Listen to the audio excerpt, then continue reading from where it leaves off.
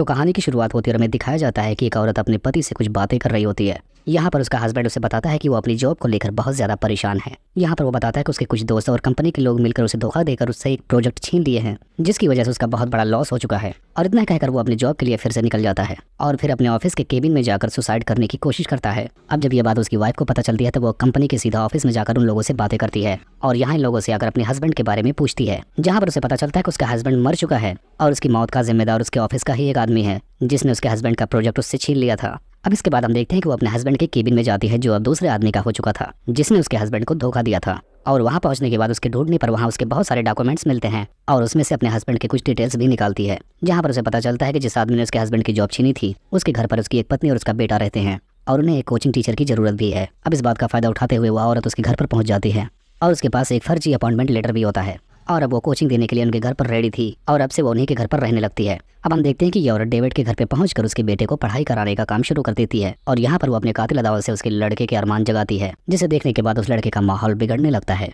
लेकिन वो जैसे तैसे खुद को कंट्रोल रखता है। अब हम देखते हैं कि रात के टाइम जब वो औरत अपने कपड़े बदलती है तब ये लौंडा उसे छुपकर देख रहा होता है और ऐसा करते वक्त इसे बेहद मजा आ रहा था। लेकिन तब तक उस लौंडे की नौकरानी वहां पर आ जाती है, जो उस लड़के को वहां से जाने को बोलने लगती है, जिसकी वजह से इस लौंडे का मौसम बनते बनते बिगड़ जाता है। अब हम अगली सुबह इस औरत की एक और नई चाल देखते हैं, जहाँ पर वो उस लड़की की मॉम की चाय में कुछ नशीली दवाइयाँ मिला देती है और फिर वो वहां से सीधा उसके बेटे के पास जाती है, जहाँ पर वो उसे अकेले अपने साथ ले जाती है, जहाँ पर वो उसे बहुत बाबू सोना करके उसे बुलाती है। जिसके बाद अगली सुबह हम देखते हैं कि अब वो लौंडा जब अपने स्कूल से लौटता है तो वो फौरन अपनी टीचर को देखता है और उसे ढूंढते हुए उसके पास पहुंचकर उसे चिपकने लगता है और उसके पास पहुंचकर उसे अपना रिजल्ट दिखाता है, जहां पर वो उसे बताता है कि वो पास हो चुका है और इस बात के लिए वो उस लौंडिया के साथ भिड़ना चाहता है। जिसके बाद अब उसकी टीचर भी उसके साथ उसका काम करने में आसान कर देती है और वो पूरी रात उसके साथ रोमांस करती है। अब इधर हम दूसरी तरफ देखते हैं कि उस लौंडे की मॉम भी काफी ज्यादा परेशान चल रही थी, जिसके बाद उसका हस्बैंड उसे देखने के बाद इस हाल में काफी दुखी हो जाता है और वो अकेले में जाकर पोल खेलने लगता है। लेकिन तब तक वहाँ पर टीचर आकर उस लौंडे के बाप को भी फंसाने लगती है, जिसकी वजह से इस आदमी का एंटीना रेडी हो जाता है। हम आपको बताते हैं कि ये वही आदमी है जिसने इसके हस्बैंड को मरने पर मजबूर किया था और यहाँ पर ये दोनों भरपूर रोमांस करते हैं।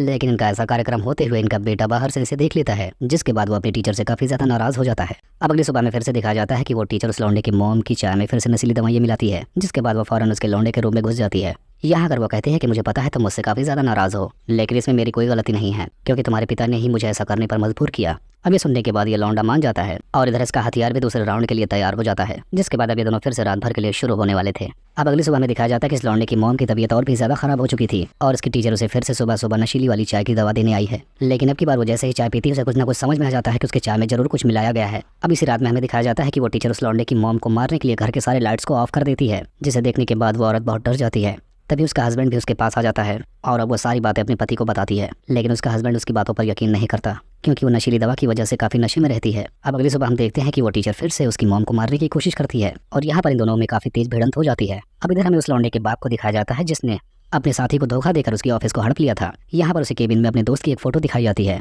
जिसे देखने के बाद वो समझ जाता है कि वो औरत जो उसके घर में है वो उसकी ही बीवी है और वो उन लोगों को पेलने के लिए सिर्फ वहाँ पर आई है। जिसे देखने के बाद वो सारा माजरा समझ जाता है और फौरन अपने घर की तरफ भागने लगता है और अब घर आकर देखता है कि वो टीचर बस उसकी बीवी को अब मारने ही वाली थी, लेकिन तब तक वो उस टीचर को धक्का मारकर घर से बाहर फेंक देता है, जिसके बाद अब उसके घर पर पुलिस भी आ जाती है, लेकिन वो टीचर वहाँ से फरार हो निकलती है। अब अगली सुबह दिखाया जाता है कि वो आदमी अपने बेटे को फोन करता है, जहाँ पर वो लोग अपने बेटे को अपने घर पर बुलाते हैं, लेकिन उसे कहाँ पता था कि घर पर इतना कांड हो चुका है। इतना कहकर वो फोन रख देता है और यहीं पर हमें पता चलता है कि इनके लौंडे के साथ कोई और नहीं बल्कि उसकी टीचर ही है और उसका अगला टारगेट अब उसका बेटा है। और इसी को दिखाते हुए इस कहानी का यहीं पर एंड हो जाता है।